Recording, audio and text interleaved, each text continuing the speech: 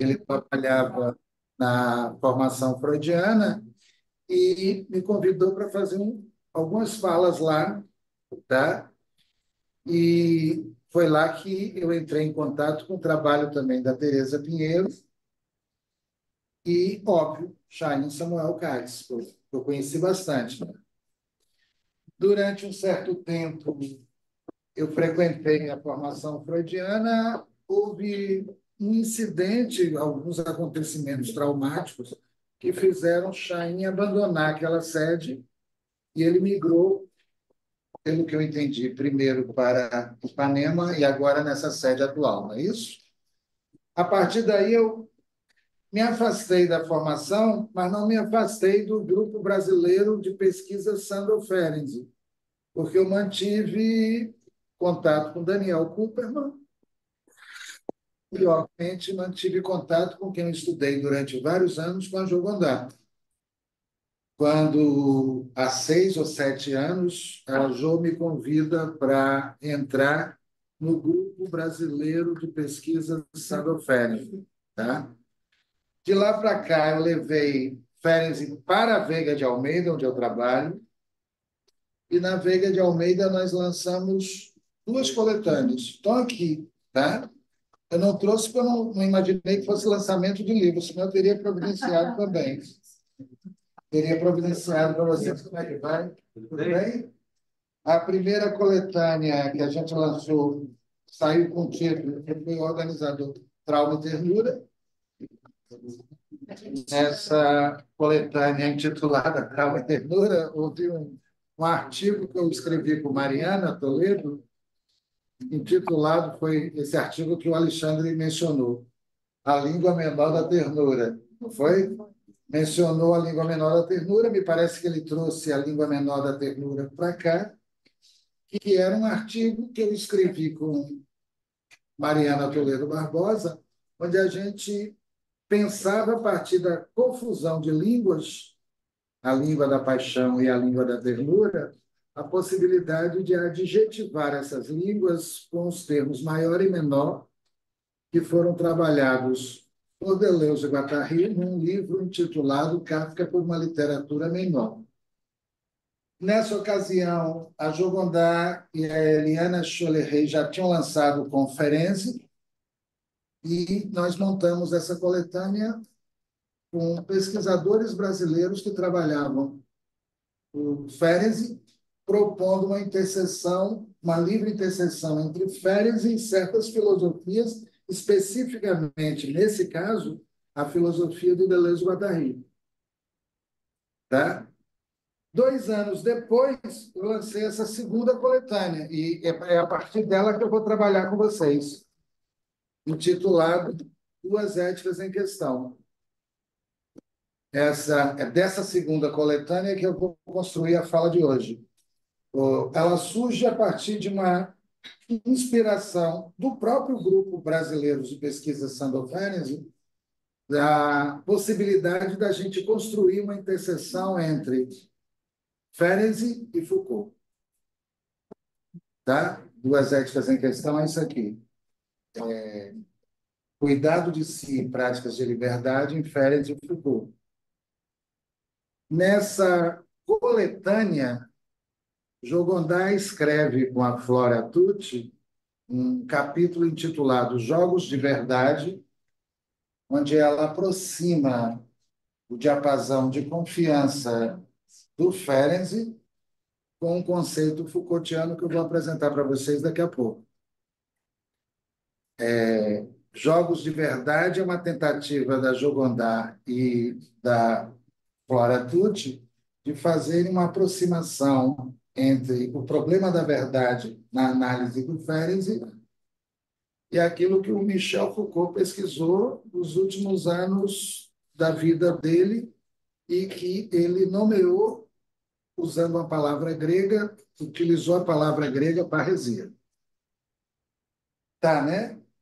Na conversa que eu tive com o Alexandre pelo WhatsApp, eu propus, então, que nós retomássemos esse título e recolocássemos esse título dentro da perspectiva que eu estou trabalhando agora. E eu propus, então, que nós chamássemos essa intervenção, essa conferência, de parresia e confiança no dispositivo clínico. Tá? O que vem a ser parresia e confiança no dispositivo clínico.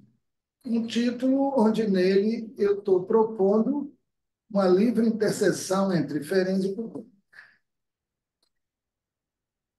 Oi, tudo bem? Uma livre interseção entre Ferenczi e Foucault. Nessa livre interseção entre Ferenczi e Foucault, eu estou utilizando o conceito de parresia que Foucault certa vez construiu, e estou propondo que a gente possa praticar uma parresia no análise. Né? Estou propondo que a gente possa praticar uma parresia na análise.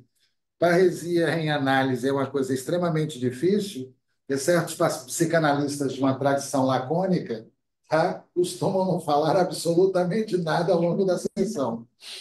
E toda vez que o analisante pergunta alguma coisa, eles dizem simplesmente uhum, uhum, e corta a sessão quando o analisante comete um ato falho. Tá, né? Será possível pensar uma parresia tal como ela foi pensada por Michel Foucault dentro de um dispositivo clínico? Será possível ler, tá, o diapasão de confiança que o Ferenczi propõe como uma espécie de parresia? Será possível estabelecer uma aproximação entre a parresia de Foucault e a confiança de Ferenczi?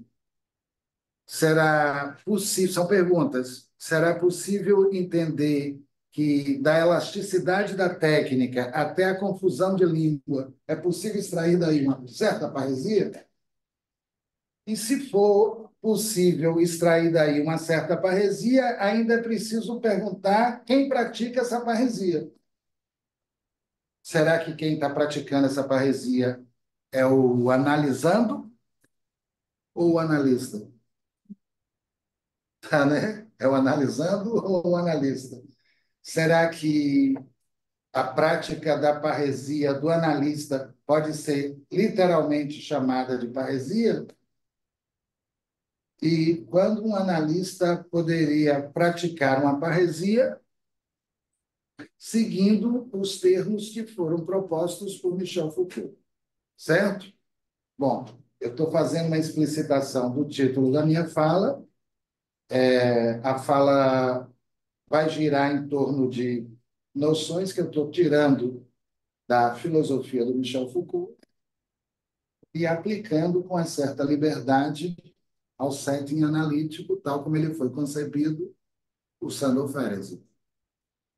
Nessa aproximação, eu já encontrei elementos afins, tanto em Ferenczi quanto em Foucault, mas a aproximação não pode ser feita de uma forma direta, porque as matrizes de pensamento dos dois autores são diferentes. Então, o que eu vou fazer para tentar sustentar a minha hipótese, a minha interseção? Eu vou começar a minha fala explicando para vocês o que é parresia. Vou começar com Foucault. E, ao explicar para vocês o que é parresia, eu vou propor que a gente transporte essa noção para a clínica de Ferenczi. E, trabalhando a noção na clínica de Ferenczi, eu vou propor que a gente possa, pela escuta analítica, pensar uma prática de parresia. Tá? Os trabalhos do Michel Foucault sobre parresia, que eu acho que vocês já entraram em contato com eles, são os trabalhos que ele publica nos cursos do Collège de France. A parresia aparece explicitamente num trabalho que já existe em português, intitulado A Hermenêutica do Sujeito. Em seguida, o Michel Foucault lança um texto intitulado A Coragem de Verdade, tá? O governo de si e dos outros. Todos estes cursos vão tratar da parresia onde nela o Foucault tem o cuidado de explicitar o que vem a ser essa palavra. Além disso, ele lançou, antes de falecer, um curso em Berkeley, que saiu em espanhol com o título Coragem e Verdade, e recentemente alguém traduziu para o português. Eu não tenho ele em português, eu tenho em espanhol. E o Foucault, quando trabalha especificamente a parresia, tá? Ele propõe que a gente vincule parresia à ética. Isso é muito importante. E quando ele vincula parresia à ética, ele define a parresia como uma espécie de prática de liberdade. A ética do Michel Foucault, que vai ter um certo parentesco com Ferenczi também, é uma ética do cuidado de si. Nessa ética do cuidado de si, ele chega a dizer que o exercício de um cuidado só ganha a sua expressão verbal quando você assume a responsabilidade de dizer o que pensa sem medo da retaliação do outro. E pensando dentro dessa perspectiva, o Foucault vai definir a parresia como uma prática de liberdade exercida por intermédio da palavra. E o que ele faz para explicitar essa definição? Ele vai dizer que parresia é uma coragem de dizer a verdade que os franceses, certa vez, traduziram por franc-parler. Falar francamente o que você pensa, sem reserva de uso, sem reticência. E que quem pratica a parresia procura, no ato dessa prática, encurtar a distância entre o pensar e o dizer. E encurtar a distância entre o pensar e o dizer, já estou falando como Ferenczi, é falar com franqueza o que você está pensando. Interessante, né? Falar com franqueza o que você não sabe, dizer para o outro, não sei, tentar minimizar a hipocrisia profissional que possa existir num set analítico. Foucault, quando define a parresia, ele agrega à palavra 5 características. E, ao agregar à palavra 5 características, ele vai dizer que a primeira característica da parresia é a franqueza. Está claro, né? Falar com franqueza é uma coisa difícil em análise, principalmente para o analista. Ou seja, parresiasta é aquele que procura encurtar a distância entre o que ele está pensando e o que ele vai dizer, mas ele não diz qualquer coisa como tagarela. Diz exatamente o que ele está pensando de uma determinada situação. Quando falamos de parresia como uma fala franca, procurem não confundir parresia com tagarelice. Em primeiro lugar, porque o tagarela não pensa. O tagarela escuta e a escuta vai direto para a língua, não passa pelo pensamento. O parresiasta procura dizer o que ele está pensando. A noção de parresia vinculada ao franc-parler, traduzida por franc-parler, ela também foi traduzida na língua latina por libertas. E o que é que Foucault diz disso? Falar com franqueza é exercer a liberdade na esfera do dizer. O que isso significa? Que muita gente se omite por medo da retaliação do outro. E, ao invés de dizer com franqueza o que pensa, prefere nada dizer e cair na omissão. E quando você cai na omissão por medo de dizer o que pensa, você perde a liberdade, porque a liberdade, como expressão, acontece na esfera da fala. E se você se diz livre, mas não tem coragem de dizer o que você pensa, você está demonstrando ao outro que você não exerce liberdade coisa alguma. Tá, né? Não faça não. Diga se falar tem que dizer. Tem que dizer. Tem que dizer essa primeira característica. A segunda característica da parresia é que ela é uma fala verdadeira. Não basta falar com franqueza, tem que dizer a verdade. E qual é a verdade que se encontra na prática da parresia? Isso é importante também. Eu, certa vez, falei numa instituição onde os membros dessa instituição trabalhavam, tá, a psicanálise dentro de uma proposta de subjetividade neurótica. E, na construção freudiana, não seria possível praticar parresia pela via da neurose, porque a neurose é a subjetividade do conflito. Se na neurose o que reina é o modelo de uma subjetividade do conflito, existe muito provavelmente na neurose quase que dois sujeitos, como Lacan depois, retificando Freud, implementou. O sujeito do enunciado e o sujeito da enunciação. Quando você pensa pela via freudiana da neurose, a parresia jamais seria alguma coisa bem-vinda. Estão me entendendo, né? Só que o Ferenczi não trabalha com neurose, trabalha também, mas ele busca casos difíceis, onde ele diz que se não houver franqueza, você não vai tirar alguém de um desmentido moral. E aí ele introduz uma diferença. Não é possível interpretar quem sofreu um desmentido, porque na subjetividade de quem sofreu um desmentido não reina conflito intrapsíquico, reina o processo da autoclivagem narcísica.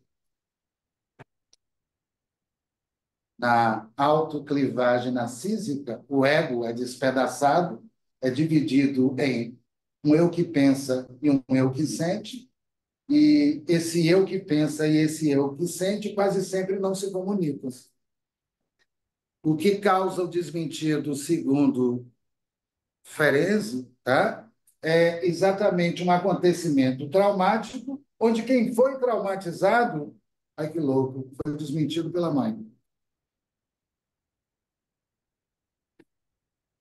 É uma fantasia não, né? Inferência não é fantasia, a sedução é real. Não tem fantasia em Ferenczi. A criança foi seduzida por um adulto, na ocasião em que a sedução entre a criança e o adulto ocorreu, havia entre eles, tá, uma fantasia melhor, vou botar melhor, havia entre eles uma relação de sedução, mas uma relação de sedução que foi vivida, segundo Ferenczi, de uma forma dissimétrica. Porque o erotismo da criança era praticado através de uma linguagem essa diferenciada da linguagem que o adulto utilizava quando ele seduz e violenta a criança. A linguagem da criança foi descrita por Sandor Ferenczi como a linguagem da ternura, a linguagem do adulto foi descrita por Sandor Ferenczi como a linguagem da paixão. A vivência que a criança tinha do erotismo estava toda ela vinculada a uma ternura, que a criança só imaginava pela via da ternura, só pensava pela via da ternura a possibilidade de uma relação amorosa. E o adulto violenta a criança. No momento em que o adulto violenta a criança sente medo, estou abreviando porque isso é secundário na minha fala. A criança sente medo e aciona um mecanismo de identificação com o agressor, onde o agressor passa a existir dentro dela. E no momento em que ela pede o depoimento de uma terceira pessoa para saber se aquilo que ocorreu foi de fato ocorrido, essa terceira pessoa vai dizer isso é uma fantasia de infância, nada ocorreu. No exemplo de Ferenczi, essa terceira pessoa é a mãe. Diante disso, a criança vai acionar um mecanismo de defesa este que o Ferenczi vai chamar de autoclivagem narcísica. Nessa autoclivagem narcísica, o ego é dividido em eu que pensa e eu que sente, e o desmentido foi visto por Sandor Ferenczi como um desmentido moral. Tranquilo, né? E, uma vez visto como desmentido moral, é isso que ele está sustentando, o que nós estamos pensando agora é como é que você pode tratar alguém que sofreu um desmentido?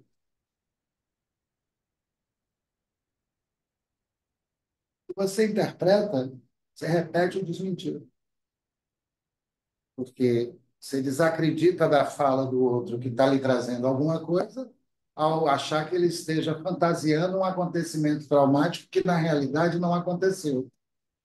Mas se o acontecimento traumático de fato aconteceu, a única forma de você fazer com que esse analisante rememore esse acontecimento traumático é através da franqueza, da confiança e do acolhimento. É aqui que começa a história. Tá, né? Franqueza, confiança, olha a minha audácia. Franqueza, confiança e acolhimento. E essa franqueza, essa confiança, esse acolhimento, Ferenczi praticou e apresentou os últimos artigos do volume 4, e alguma coisa foi apresentada também no Diário Clínico. Tá? Nesses artigos do volume 4 e no Diário Clínico, ele inventa uma análise mútua, tranquilo? Tem um artigo intitulado Sobre a elasticidade da técnica, onde ele inova a utilizar a técnica da empatia, I feeling, tá? Tem um artigo que eu gosto muito, eu falo sempre que possível nele, Confusão de Línguas, tá? Eu adoro esse artigo, A Língua da Ternura e a Língua da Paixão. E tem um artigo intitulado Princípio de Relaxamento e Neocatarse, onde ele começa a falar de um diapasão de confiança que deve existir entre o analista e o analisante. A ideia que o Ferenczi está nos propondo é: houve um acontecimento traumático, esse acontecimento foi desmentido. E a criança, uma vez desmentida, acionou a autoclivagem narcísica. Tá? Se houve um acontecimento traumático e esse trauma foi apresentado como um trauma desestruturante, tá bem isso? Esse trauma desestruturante foi ocasionado por um desmentido, e eu vou mais fundo agora. E esse desmentido, já que quem desmentiu a criança foi a mãe, só pode ser entendido como um desmentido moral. Ou seja, a hipocrisia moral na Hungria, onde crianças eram violentadas dentro de casa e desmentidas pelos responsáveis. Tá bem, né? Bem claro. Pois bem, quando a gente pensa os termos confiança, quando a gente pensa diapasão de confiança, franqueza, quando a gente pensa empatia, língua da ternura, porque ele, inclusive, usou a língua da ternura quando ele descobriu que o analisante que ele estava tratando era uma criança desmentida. Quando a gente começa a pensar nessas características que eu estou propondo que a gente extraia da psicanálise de Ferenczi, inevitavelmente você vai cruzar muita coisa que ele disse com aquilo que o Foucault está apresentando com o nome de parresia. E, pela apresentação que eu já fiz até agora de Foucault, dá para dizer que praticar parresia é falar com franqueza o que pensa. Ferenczi falava? Falava. Pelo menos eu li assim. Ele incentivava o analisante a dizer tudo o que o analisante pensava dele. Ele entendia que, no final de análise, quando o analisante saía, havia lampejo de ódio que não era posto na palavra, e ele partiu, a partir daí, a incentivar o analisante a dizer tudo. Ele não temia dizer, olha lá, que não sabia, para evitar a hipocrisia profissional, de muito analista que supostamente sabe e não sabe nada. Tá bem, né? Supostamente sabe e não sabe nada. Quando o analista diz que sabe sem saber, ele nem fala, ele diz uhum, uhum. E aí está uhum. Quando ele se entope de angústia, sabe o que ele faz? Interrompe a sessão e usa aquilo que certas psicanálises chamam de ato. Volta semana que vem. A psicanálise que trabalha com a via da interpretação parte da premissa, tá? De que o analista não pode acolher a demanda do analisante, porque essa psicanálise trabalha com subjetividades neuróticas. E se trabalha com subjetividades neuróticas, o tratamento do neurótico será feito à base do corte. Ferenczi trabalhava com acolhimento.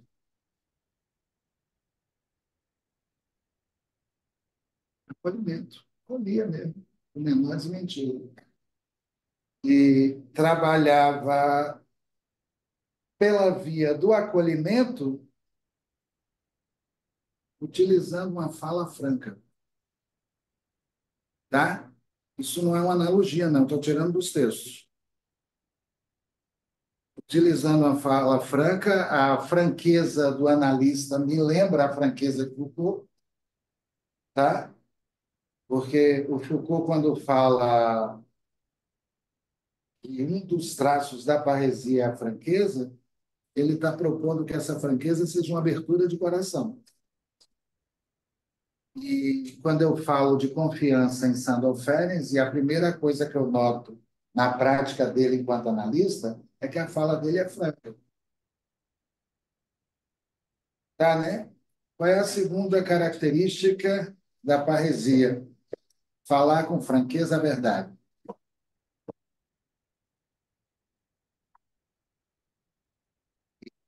E é falar com franqueza a verdade. Justamente o oposto de quem fala para persuadir o outro. Por exemplo, em relações amorosas, o que menos acontece na fala é a verdade. Tá? Que você fala com medo de perder o amor do outro, aí elogia o outro em demasia e acaba mentindo. A chamar as mentiras sinceras. As chamadas mentiras sinceras. É muito difícil um casal amoroso praticar parresia, não é? É muito difícil um casal amoroso praticar, mas você me ama, meu amor? Amo sim, aí depois sai e fica xingando, motherfucker. É isso, motherfucker. Porque dizer a verdade do que você pensa significa estar exposto ao julgamento do outro. E se dizer a verdade do que você pensa significa estar exposto ao julgamento do outro, um parresiasta, quando diz a verdade, ele não teme o que o outro vai dizer dele. Que a preocupação prioritária dele é a prática da liberdade. Vou mais fundo, tá? Quando Foucault fala da parresia como prática de veredicção, dizer a verdade, é preciso procurar entender de que verdade a gente está falando quando a gente fala de parresia. Qual é a verdade que se encontra em jogo na prática da parresia? Tem muita gente que pode dizer que a parresia é uma prática de confissão, como se você estivesse falando verdades de acontecimentos que ocorreram com você no passado. E Michel Foucault propõe que a gente difira parresia de confissão. Parresiasta não vai se confessar de alguma coisa que aconteceu no passado, porque a verdade que ele está sustentando diz respeito ao sujeito que ele se torna pelo proferimento no presente. Se é assim, a prática da parresia está sempre referida a um acontecimento. Tá, né? Não é contar seus segredos sujos, não. É praticar a verdade para elucidar, talvez, acontecimentos traumáticos. A prática da parresia deve estar relacionada a um acontecimento clínico, O Ferenczi, quando diz a verdade, ele não está confessando a sua história pessoal, ele está se colocando como sujeito analista.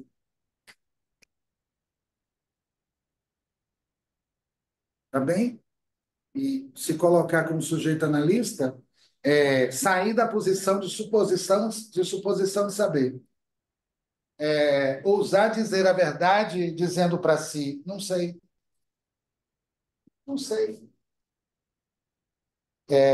Banir, o quanto for possível, a hipocrisia profissional que pode circular num set analítico, principalmente quando o analista omite a fala, ao invés de dizer o que está pensando da situação. Quando a verdade não acontece na sessão, quem foi desmentido tende a repetir o desmentido do acontecimento traumático. Tá? E aí ele vai falar com uma criança. Rola, meu bebê. Ele vai incentivar a criança adulta desmentida a poder relembrar o acontecimento traumático através de uma fala franca e verdadeira. Tranquilo? Tá, fiquei empolgado, tá? Eu vou sentar de novo. Eu sou um pouco assim, meio dramático. Agora eu sento para dar uma acalmada. Acalmada. Terceira característica, vamos lá. Quem não teme dizer a verdade, corre risco. E corre risco porque o dizer a verdade pode fazer com que um poderoso se insurja contra você. A verdade incomoda. Essa é a verdade. Incomoda. Quem não teme dizer a verdade está correndo um risco, e o risco que quem diz a verdade corre é o risco de agredir o outro. Quando ele coloca as coisas nesses termos, o que ele está dizendo? Que a prática da parresia é sempre uma prática executada por alguém que está numa posição de inferioridade, no caso menor. Se Alexandre o Grande dissesse verdades para Diógenes, isso não seria parresia, porque Alexandre está protegido dos soldados. Se um chefe de Estado diz verdades a um subalterno, isso não é parresia. Porque quem tem poder adora jogar verdade na cara do outro. A parresia só é considerada parresia quando ela é praticada, lindo, por um menor diante de um maior que quer sufocar o seu direito à palavra. Genial, né? É bom isso? Genial, genial mesmo. E se a prática da parresia só é considerada parresia quando praticada por um menor, parresiaça é Diógenes, pelado no campo, sacaneando Alexandre, dizendo: volte para casa que eu quero tomar sol. E Alexandre era o homem mais poderoso da Grécia quando foi buscar Diógenes. Vocês conhecem essa história? Estava Diógenes peladão, tomando sol, e Alexandre foi convidar Diógenes para levar Diógenes para ser o professor dos filhos dele. Aí Diógenes olhou aquele cara tampando o sol e falou: sai que eu quero tomar sol. Sai que eu quero tomar sol. Eu não lhe respeito como homem grande, porque você não tem coragem de dizer o que pensa. O Foucault narra isso de uma maneira tão brilhante que ele extrai do exemplo de Diógenes uma prática da parresia e diz que a prática da parresia, ou a coragem de dizer a verdade, advém sempre de quem está com uma certa desvantagem. Mas a gente não deixa o analista na posição de suposto saber. Deixa a diferença aí dela. Propôs uma análise. Ele sai da posição do sujeito suposto saber e vai para a posição do desmentido do menino, ao utilizar a linguagem da verdade. Parresiaça, né? Parresiaça está correndo risco de análise. E quando você falou de suposição de saber, você falou de uma maneira interessante, porque numa clínica lacaniana ou freudiana, o analista nunca seria parresiasta. porque ele está, pela via da transferência, colocado no lugar de sujeito suposto saber. Se pensássemos dentro dessa perspectiva, a intervenção do analista nunca seria uma parresia. Acontece que o Ferenczi inventou um diapasão de confiança. E nesse diapasão de confiança, de onde ele se deslocou? Do lugar de suposição de saber para se colocar, olha só, numa espécie de análise mútua com o analisante. Como esse diapasão de confiança foi inventado quando ele utilizou, em análise, a língua menor do infante desmentido. Quando ele utiliza, em análise, a língua menor do infante desmentido, ele sai da posição de poder e entra num diapasão de confiança, inventando essa invenção dele, uma análise mútua. O que isso deve significar? O analista está aprendendo também. Tá? Aqui é a formação freudiana, eu sei que vocês entendem disso. Ser analista não é sustentar uma posição de analista, mas entender a análise como um processo. E ser analista, entendendo a análise como processo, significa entender esse processo como um processo singular. Sendo um processo singular, eu não posso olhar para um analisante imaginando que eu já sei como classificá-lo. Porque quando eu lanço sobre o analisante uma classificação, eu pego esse analisante e enquadro ele numa estrutura e deixo de fora a individualidade dele. Mas quando eu trato um analisante que foi desmentido, eu não posso ser negligente quanto ao acontecimento traumático que ele sofreu e não posso ignorar que a única forma de tirá-lo desse desmentido é pela via do afeto. Tá, né? Pela via do afeto, tá claro, não tá? É uma língua da ternura, uma língua afetiva. Pela via do afeto, é muito bonito isso. Daniel fala disso muito naquele livro dele, Ousar Rir. Fala disso muito, fala muito bem, inclusive, porque ali ele propõe uma aproximação de Ferenczi com Winnicott. Nessa aproximação que ele propõe de Ferenczi com Winnicott, ele investe e vai fundo na dimensão afetiva da clínica. Ele trabalha com a ideia de que é possível fazer uma clínica acontecer pela via do afeto e não tem a necessidade de privilegiar, como certas clínicas privilegiam, o afeto de angústia. Ele fala de empatia. Angustiar quem foi desmentido é uma sacanagem, né? É desmentir uma segunda vez. Tá bem, né? Angustiar quem não acredita naquilo que percebeu é duplicar o desmentido. A clínica que o Ferenczi adota, vou botar assim, é a clínica da ternura. O que é isso, em análise? Afeto. O que significa ser afetado em análise? Se colocar na posição de quem te afeta, empatia.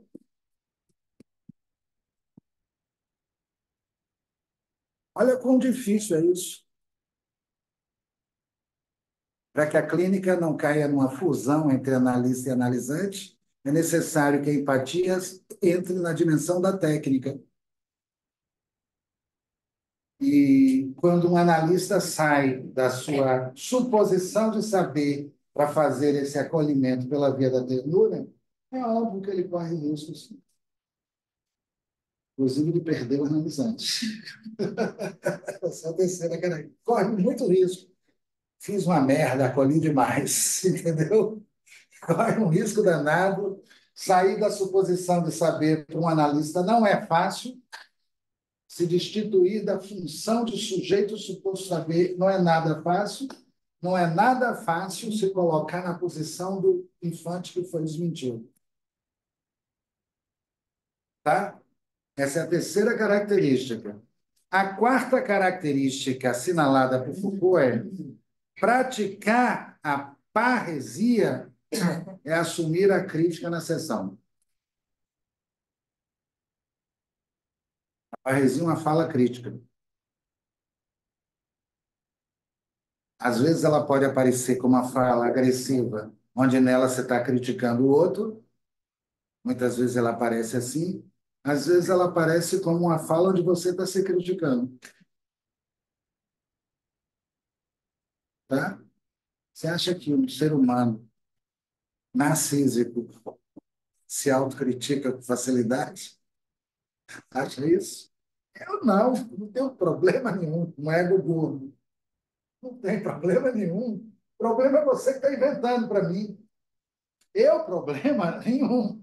A subjetividade narcísica pensa que não tem problema, porque o narcisismo, como amor pelo eu, faz com que você se apegue demasiadamente a esse amor de si e procure eliminar todo e qualquer defeito que possa constar na sua subjetividade. Tá bem, né? Tranquilo? Se autocriticar é desfazer certezas, é aprender a dizer não sei. Errei, se for o caso. Fiz merda. E autocriticar é exercer a capacidade de, por intermédio da palavra, se colocar numa posição de aprendiz de si.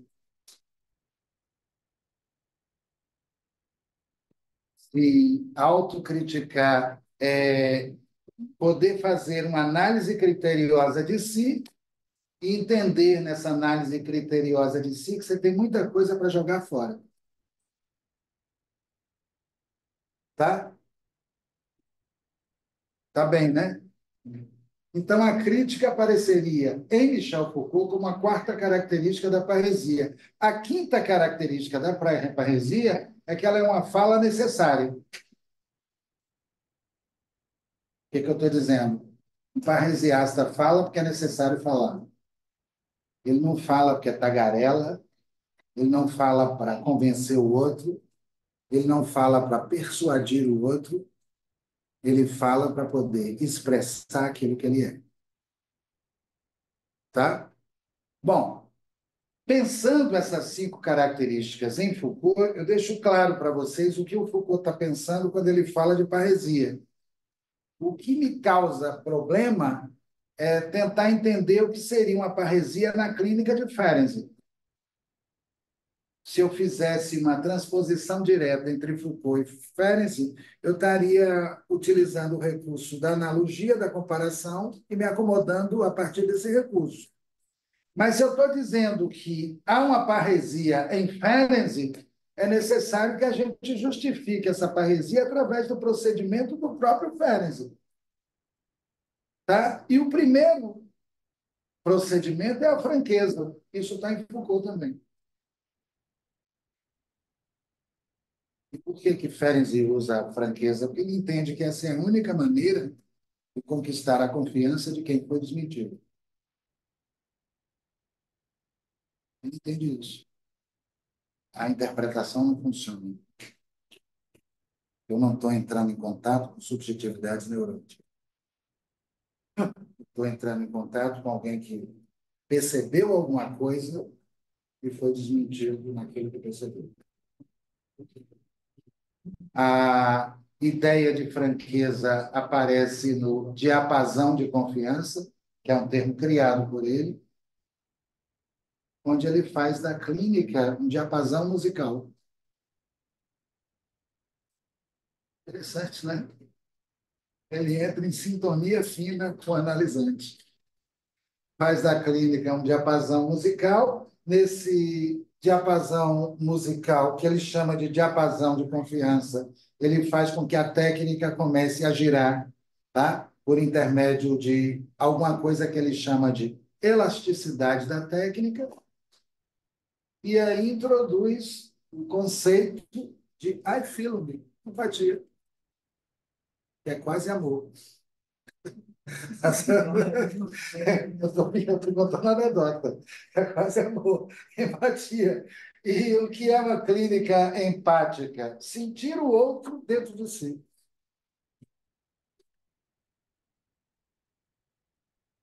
ao invés de virar o troglodita do outro com seu saber.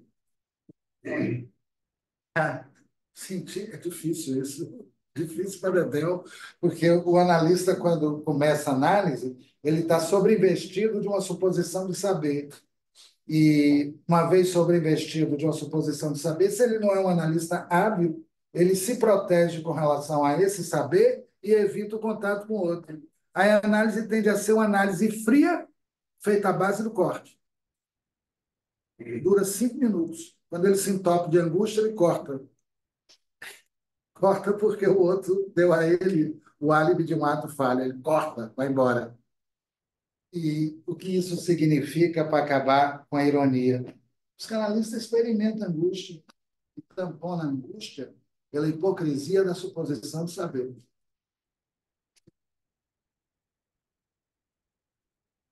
Tá, né? O Ferenczi não tinha esse medo.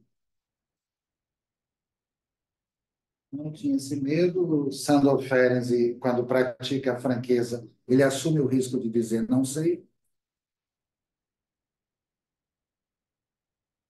Ele assume os erros que ele comete quando ele faz interpretações precipitadas, tá? E estimula você a dizer o ódio que você sente dele. Pode xingar, pode xingar, não leva o ódio para casa, não. Bota aqui, despeja aqui, tá? À medida em que ele começa a incentivar o analisando a ser franco, ele sai da posição de analista e entra numa análise mútua. É isso que eu estou chamando de diapasão da confiança. A análise se torna um meio de entreafetações. Ao mesmo tempo em que a confiança desperta no analisante a possibilidade dele relembrar o acontecimento traumático, o analista permite ser afetado pelo analisante a partir de afetos que não sejam favoráveis à posição de analista. Difícil, né? Imagina você xingar seu analista, entrar numa transferência negativa e começar a despejar ele. É que história. Ele vai ter que, como infante terrível, suportar tudo isso. Porque a partir do ódio que você experimenta pelo seu analista, talvez seja mais fácil entrar num transe que te coloque, olha só, na rememoração do acontecimento traumático. E o diapasão de confiança, se eu não estou equivocado, aparece com clareza no princípio de relaxamento e neocatarse, se eu não estou equivocado, no volume 4. E esse diapasão de confiança é introduzido por Sandor Ferenczi no dispositivo clínico. Fechando a minha fala, tá? No dispositivo clínico, nesse dispositivo clínico, analista e analisante estão no mesmo barco. O analista sai da posição hierárquica de sujeito suposto saber. E a clínica vai se transformando num setting de compartilhamento. Está em Winnicott também. Tá, né? Também o Winnicott defende essa ideia. O compartilhar, o brincar. Aspectos lúdicos vão comparecendo na análise.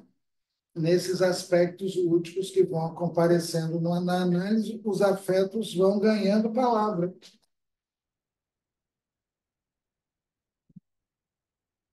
Ganhando palavra. Porque na clivagem, o afeto e a palavra são dissociados. De um lado tem alguém que sente, do outro lado tem alguém que pensa e nada sente, do outro lado tem alguém que sente e nada pensa. E quando você possibilita que o afeto ganhe palavra, isso deve significar o quê? Que você foi para uma posição oposta à posição da mãe que desmentiu.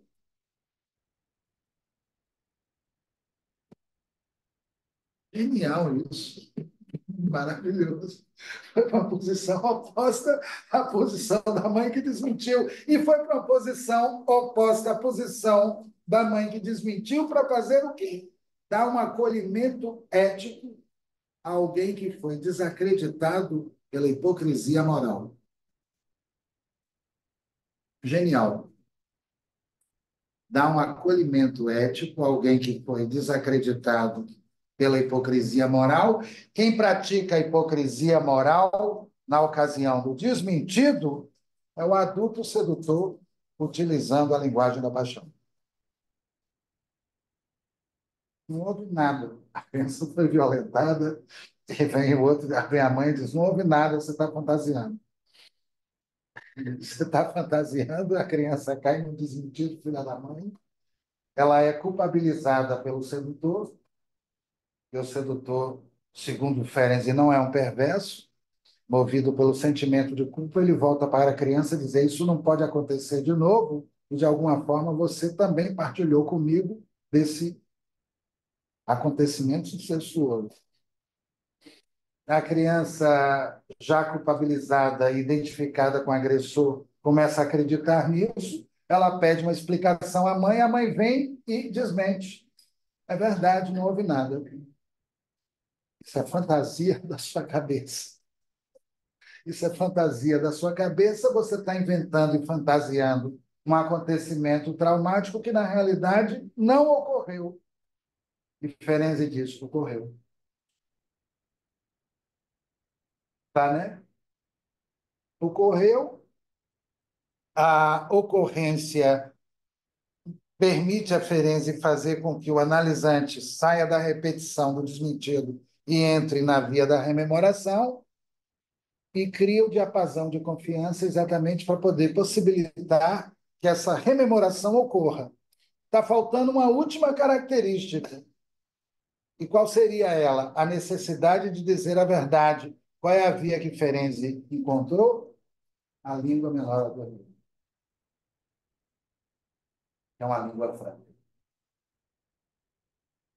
Criança não mente. Quem mente é o adulto neurótico. Tá, né? Criança não mente, não. Quando a criança aprende a mentir, é que ela foi neurotizada pelos pais. Foi. Foi neurotizada e adoeceu.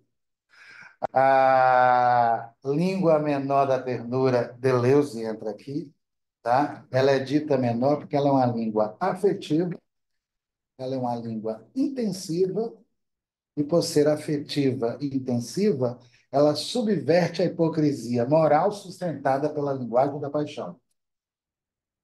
Esse texto eu escrevi com Mariana Toledo Barbosa, escrevi naquela ocasião, propondo uma aproximação Ferenczi e Deleuze, né? Nessa aproximação Ferenczi e Deleuze, eu evoquei Kafka, Kafka por uma literatura menor. Agora eu estou evocando Foucault, e, ao evocar Foucault nessa aproximação, Ferenczi e Foucault, o que, que eu estou dizendo? Que se não houver franqueza e coragem de dizer a verdade, você vai chafurdar na sua neurose. Se você está tratando de alguém que sofreu um desmentido, a franqueza é uma prática de liberdade. Está claro, né? Está claro. Ah, né? Eu acho... Isso me comove toda vez que eu penso no Ferenczi dentro dessa perspectiva, eu percebo quão atual ele é. Quando a gente pensa que as subjetividades contemporâneas elas tendem uma vetorização diferenciada das subjetividades que o Freud descobriu quando inventou a psicanálise, porque o modelo das subjetividades que o Freud trabalhou quando inventou a psicanálise, com certeza, é o modelo da neurose. E o Ferenczi está trabalhando subjetividades que foram acometidas por acontecimentos traumáticos e foram desmentidas. Se é assim, o modelo com o qual o Ferenczi trabalha é o modelo de subjetividades que sofreram uma autoclivagem narcísica pela ocasião de um desmentido moral. A pergunta que eu quero formular é: esse desmentido moral ainda está presente nas nossas sociedades? Sem dúvida. Sem dúvida. E se esse desmentido moral ainda está presente nas nossas sociedades, por que que ele não aparece? Por conta da hipocrisia moral. Dentro dessa perspectiva, quando eu faço essa aproximação entre Foucault e Ferenczi, o que eu estou propondo aqui, a gente possa pensar uma parresia na clínica, estou fechando a fala, mas que essa parresia não seja praticada tão somente com a metodologia do Foucault, que ela seja adaptada à exigência clínica. Se ela é adaptada à exigência clínica, última pergunta, quem deve praticar a parresia? O analista ou o analisando? Os dois. Eu não tenho assimetria. E se a parresia deve ser praticada por dois, isso deve significar que uma análise com Ferenczi é mútua. É a coragem de dizer a verdade do analista que possibilita que o analisante possa entrar em contato com a verdade do acontecimento traumático. É isso aí, viu? Valeu. Obrigado.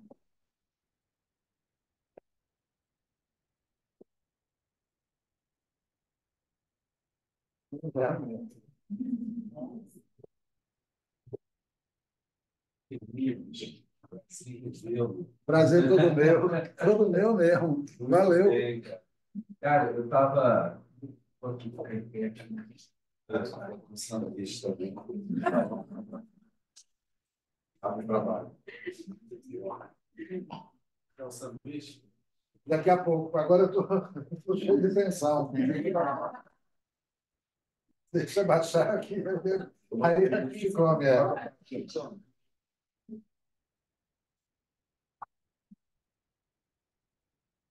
Tempo atrás, no ano passado, estava dando problema da afirmação do estrador. Férias. Esse encontro que a gente estava fazendo na análise mútua, né? Da parresia que se dá entre empatia. Isso. Então, nesse encontro, onde essa relação analítica é da introjeção que a gente está falando, dessa introjeção mútua, da diferença e da transferência. Então, ele estava pensando na fragmentação, na autotomia. Porque, olha só, veja O artigo da Jo sobre isso. pois é, eu mandei isso para a Jo e ela me ligou, ela respondeu, eu estava aí me ligou. Mas é interessantíssimo isso, né? Quer dizer, assim, há uma fragmentação colocada no campo do analista. Quer dizer, o analista, para que o objeto possa ser introjetado, é preciso que o ego se disponibilize fragmentalmente. Quer dizer, nesse caso, o analista se fragmenta para que ele possa receber seu analisando privado, que também se fragmenta. Já vem fragmentado. Exato. Já vem. Isso. Para que depois, então, a função de vida ou enfim, possa fazer esse novo intrincamento funcional. Interessante. Interessante não, isso faz parte, é que a Jo trabalha isso no artigo dela na Flora Adult. E a fragmentação em Ferenczi, isso também é importante, ela não é necessariamente desestruturante. Ela se torna desestruturante pela ocasião do desmentido. Porque no Ferenczi existe trauma estruturante. Ele opera no trauma também. Opera. O que está em questão não é o trauma em si, que vai desestruturar, mas o desmentido, onde você vai botar no outro um descrédito em relação à percepção e à palavra. E a Jo trabalha isso muito bem. Quando você não se deixa invadir pelo outro. Quando você não é isso aí. Olha aqui, você se desconstrói ali, eu aqui estou construindo e vou lhe dar o caminho da construção. Não é a luz. Não é a luz. Eu te agradeço. O seu trabalho sobre... Quem teve a aula, o seu trabalho sobre a língua menor, da ternura, da Mariana. Está esgotado, é um pecado. Vamos conseguir mais. Agora, quem teve é fantástico. Vamos fazer uma revisão. E o vídeo está no YouTube, você também comecei a ficar com outra pessoa. É do YouTube, o vídeo que você está falando é aquele podcast. Não. Sim. Eu e Mariana. Sem Mariana, aquele chapéu belíssimo. Isso. A Mariana entra para conversar comigo. É isso aí. Muito legal. A língua menor da ternura. Valeu, viu? Valeu mesmo. Muito obrigado.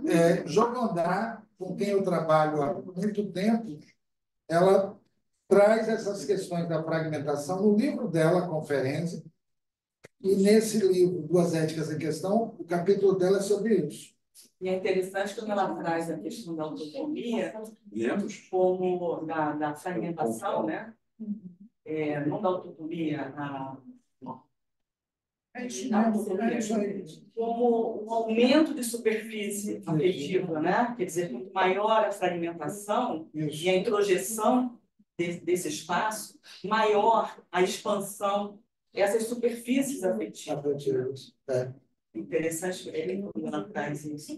O Deleuze traz isso também. Agora, eu fico assim, pensando numa questão ferenciana também, em relação à corrente progrediente e regrediente do princípio de realidade, quando é necessário esse estado de onipotência infantil, questão que nos traumas precoces isso não é possível, enquanto uma vivência afetiva, quer dizer, essa franqueza, essa parresia, seria um pouco compor e dar um ambiente suficientemente acolhedor para esse estado de onipotência infantil, mas considerando a malícia das coisas também.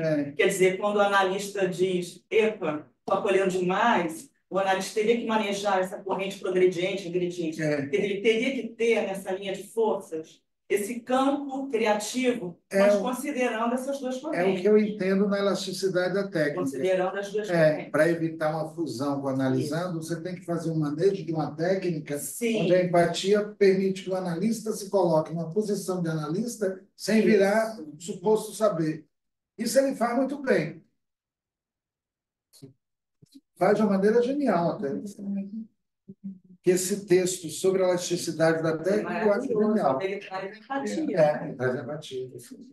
Feliz, essa questão do suposto saber, eu fui me lembrando que o Charins, ele costumava dizer para a gente que na década de 70, na década de 80, os jornalistas ligavam para ele, se furava um bueiro no Rio de Janeiro, os jornalistas ligavam para ele para saber a opinião dele, a opinião psicanalítica dele. Né? Então, assim, a psicanálise está no auge, né?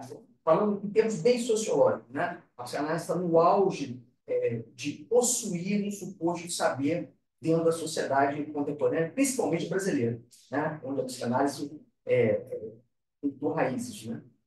E a minha questão pegando assim, a discussão do Foucault, né, da gente pegar qual é o perigo do momento, né? Quer dizer, em vez de pensar, né, atemporalmente, tentar enraizar na história, né? Quer dizer, será que, para a psicanálise contemporânea, né, nós psicanalistas, continuamos exercendo esse papel de suposto saber? Ou será que está acontecendo um outro perigo, uma outra ameaça? Pegando a questão da parrésia, né? Foucault ele faz uma distinção entre o retórico bajulador, né, que diz aquilo que o outro quer ouvir, né, que está atrás de dinheiro, né, e Sócrates, o parresiasta, né, que diz muitas vezes aquilo que a pessoa não quer ouvir, correndo o risco da pessoa romper a relação e se irritar. E correndo o risco de tomar cicuta também. Exatamente. E acabou acontecendo. Né? Foi condenado e tomou cicuta. Então, assim, é como assim, aquele funcionário da McDonald's que está sempre sorrindo e sempre subserviente, gentil com o seu cliente. Quer dizer, será que o risco maior para nós psicanalistas atualmente seria assumir uma postura sofística, retórica, né, bajuladora, e não mais aquilo que era na época de Ferenczi, vamos dizer, quando Ferenczi está se confrontando com a psicanálise freudiana, paternalista, suposto saber? Quer dizer, será que não mudou um pouco o inimigo, a ameaça histórica? Pelo método do Foucault, muda sempre. Agora, eu deixei isso de fora porque seria uma outra conferência. O Foucault vai dizer não há saber sem poder. Quando você assume uma suposição de saber, você está exercendo um poder sobre o outro. E isso pode precipitar numa manipulação da transferência. Foucault diz isso, não há saber sem poder. O psiquiatra exerce um poder sobre o paciente, fazendo ele dizer para dar sobre ele um diagnóstico. O poder psiquiátrico pega o louco e transforma em doente mental. A gente pensa que doente mental é a essência da loucura, coisa alguma. Doente mental é o sentido que a loucura recebe quando o louco caiu na besteira de passar pelo crivo do poder psiquiátrico. Entendeu, né? Se Cristo nascesse hoje, ele estaria no Pinel. Não é nada. Estaria no Pinel, isso é paranoico. É paranoico, bota no Pinel. Ele nasceu lá atrás, profeta hoje vai parar no Pinel. Quando ele mostrou isso de uma maneira brilhante, mas isso vai ser uma outra fala. Ele construiu a ideia de dispositivo para dizer no dispositivo tem saber, tem poder e tem ética. Às vezes, um analista não conhece a noção de dispositivo de Foucault e fica na suposição de poder, exercendo, suposição de saber, exercendo o poder no analisante através da transferência amorosa. E quando ele manipula a transferência, o analisante fica completamente submisso. E acaba transformando o psicanalista no guru. Sem dar corte, sem autoritarismo, sem ser o dono do saber, Isso. só pelo amor. Só pelo amor. É isso aí. Só pelo amor. E pela via do amor, uma manipulação de transferência pode se implementar na clínica sem que você saiba o que está acontecendo. O Ferenczi usa a técnica para evitar isso. Ele fala que o ódio tem ele se fixa mais do que o amor. Então, existe uma transferência negativa, quer dizer, assim, quando ela pode, aquela paciente, quando ela pode me odiar, assim, ela pode me amar e ir embora, inclusive. Né? Quer dizer, inverte, vai poder odiar e não de enaltecer o analista. É isso aí. É esse o ponto. Por isso ele incentivava a você dizer o que você não gosta também. Você está com ódio, fale dele. O fundamental é que você não tenha medo de colocar na palavra os seus afetos. Isso, para mim, é bem Foucaultiano. A hipocrisia moral que ele está denunciando, a hipocrisia moral está na família. Agora, Alterível, a gente fica pensando no sentido da contemporânea, entre o falar, entre o pensar e o dizer, quando essas experiências de desvitalização dos traumas precoces chegam a um comprometimento e a um ataque aos elos de ligação que favorecem, que constroem o pensamento. Quer dizer, o desafio hoje dos analistas, não diferente, claro, da época de diferença, em relação ao que impede os processos de pensar para chegar no dizer. Então, acho que o desafio contemporâneo, nós nos vemos com essa questão, não uma clivagem entre o pensar e o dizer, mas quando o pensar está estilhaçado e o dizer seria uma sofisticação, quer dizer, o desmentido, até para formular um desmentido, você tem que ter um fragmento de algo um pouco no pensamento. Então, é um desafio, é uma questão, né? É uma questão, concordo. Concordo, as subjetividades contemporâneas, quase todas elas se apresentam uma modalidade adicta. Isso. Tá? A elaboração está ficando cada vez mais rara. Birman disse isso naquele livro dele, O Sujeito na Contemporaneidade. Não tem muito pensar. Não tem mais tempo para pensar, é perceber e agir. Isso. E aí, pô, qual é, meu? Assim, é coisa bem tosca. E aí eu acho que uma análise ela pode começar com porque não tem. A gente pega o mímico gestual, que o seria o primeiro acolhimento. E dá uma possibilidade daquilo ganhar a palavra. Isso. Tá. O afeto como precursor da simbolização. Na compulsão, o procedimento que vigora é a passagem ao ato. Não tem intervalo entre perceber e agir. O compulsivo age, atua. No caso da psicanálise, é necessário suspender essa atuação para fazer valer uma elaboração. E não pode haver elaboração sem pausa. Não é? É necessário os Os espaçamentos. espaçamentos. Essa é a tese do Berni. Eu tenho uma pergunta. Vai lá. Vai um pouco além do que você falou. Eu fico pensando no bebê sabido. Eu tenho muitas escutas na minha clínica desse Do bebê sabido. Não é americano, mas escutar. É bebê sábio. E eu fico pensando qual é a verdade que é para ser escutada numa clínica dessa, né? Então, assim, dentro do que você trouxe, da parresia, né, dessa confiança, qual é a verdade que é para escutar, é para ser escutada na fala de um adulto bebê sadio? Boa questão. Parece que o que ele entende é que ela perdeu a confiança no dizer, que ela foi desmentida por alguém que ela necessitava de um acolhimento e de uma explicitação. E a verdade que está sendo buscada, pelo menos na escuta do Ferenczi, não é a verdade do acontecimento traumático, mas o desfazimento do desmentido. Isso. É isso. Porque o acontecimento traumático ocorreu mesmo. É essa que é a questão. O desmentido é que tampona tudo. Desfazer desmentido em clínica é muito difícil. Muito. Porque até o sujeito que foi desmentido não acredita mais no que ele está percebendo. Não é? E lutar contra a moral é fácil quando a gente pensa que a moral está fora da gente. Mas quando a gente entende que a nossa escuta, muitas vezes, por descuido, pode ser moral, aí a gente tem que entrar numa crítica contra si. E suposição de saber é moral. Tá, né? É moral. Tem uma questão. Freud era moralista para dedéu. Freud não deixava nem o saber acontecer, ele interpretava. Você está assim por isso, por isso, por isso. Ele interpretava no seu lugar, Freud. Louco, né? Um gênio. Mas ele achava que ele tinha uma certa onipotência ali. Ferenczi rompe com Freud nesse momento.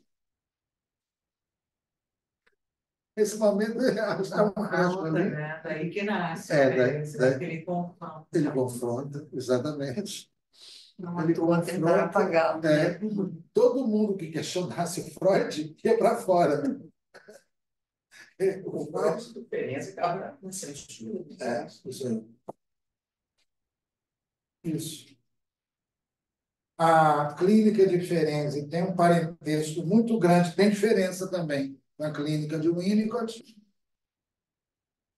tem diferença também, mas ambos estão pensando afeto.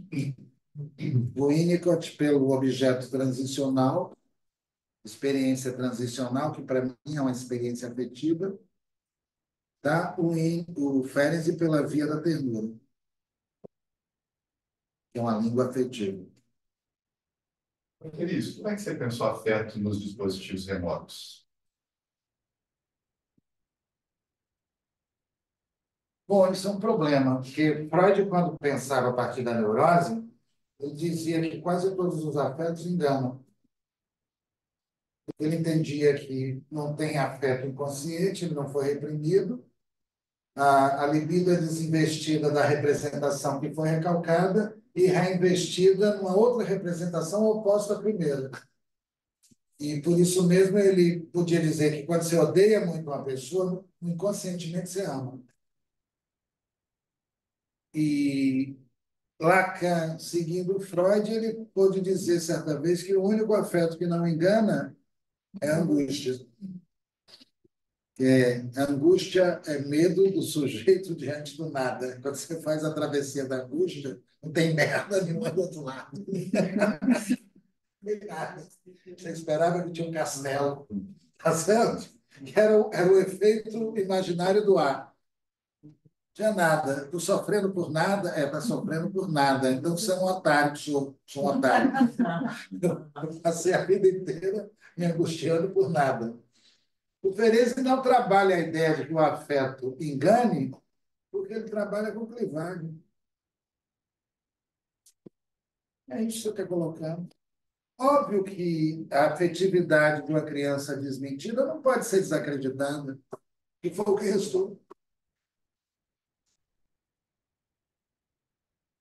Interessante, né? Está ali, o sentimento vive, vibrando. E a necessidade de um outro para acolher aquilo. Quando você começa a pensar o afeto dentro dessa perspectiva, essa é a sua pergunta, você já não pode mais pensar o afeto utilizando como modelo universal a neurose. E na psicose, o cara está sentindo, não é trapaça, não. Não é mesmo. Eu não vejo esquizofrênico dizer que está virando mulher como se fosse um trapaceiro histérico. Não. O presidente Schreber estava entrando na Nesse viagem. sentido, eu estaria também na clínica do paradoxo, que uma clivagem ela vai afirmar os dois sentidos ao mesmo tempo. Né? Os dois lados se afirmam na sua potência. É isso aí. Deleuze trabalha isso, no Lógica do Sentido. Trabalha, Eu lembrei da lógica do sentido você lembrou, né? Maravilhosamente bem. E trabalha os históricos e trabalha isso para pensar a perversão. Brilhante ali. Aquelas últimas séries do Lógica do Sentido. O antiético ele já começa trabalhando o esquizo. Fora da lei, viu? Para mostrar como o esquizo produz, tá? O que o neurótico sonha. Isso aí. E o antiédipo foi proibido na psicanálise em 70, porque a gente achava que o Deleuze queria destruir a psicanálise, e hoje vejo que não é nada disso. O que o Deleuze estava criticando é a moralidade na psicanálise. Era isso que ele estava criticando. Meus amigos psicanalistas são autores de Deleuze. Jo lê Deleuze, Daniel lê Deleuze. Não é? Trabalham a esquizoanálise dentro de uma perspectiva. Quer ver outra pessoa que trabalha isso? Ele Ronick, em São Paulo. Trabalha isso. Utiliza noções oriundas do Félix Guattari e trabalha isso dentro da psicanálise. Eu, particularmente, enxergo a psicanálise hoje, essa é a minha fala na Speed, como plural. Vamos acabar com mestria em psicanálise. Vou dar um fim nessa merda. Né? De chefe do análise, chefe da instituição, pai da horda, A ditando que transescolaridade. Isso. Que há 50 anos estava na moda isso. Hoje não. Eu trabalho na perspectiva de que a psicanálise é plural e isso aqui é uma ideia da Jo também, que você pode instaurar uma certa horizontalidade. Sim. Pode. E essa horizontalidade não é sinônimo de bagunça e anarquia. Não. É uma horizontalidade com ética. Penso assim. Não tenho mais essa proposta de hostilizar um psicanalista e valorizar outro. Não faço mais esse jogo. Lacan tem coisas interessantes que talvez a gente precise estudar quando ele trabalha a dimensão do real. Tá? Não tenho essa mania de dizer essa psicanálise é mais verdadeira do que a outra, porque quando você instaura pluralismo, você não mais vai cair no dogmatismo de achar que possa existir uma psicanálise universal. E é disso que a gente está fugindo. Ferenczi é bom por isso, porque ele trabalha com fragmentos, trabalha com fragilidade, trabalha com catástrofe, trabalha com trauma, não trabalha com a ideia de totalidade, coisa que eu adoro.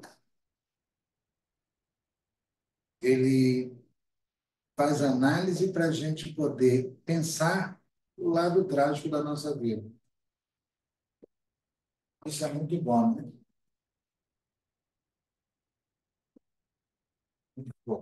Valeu.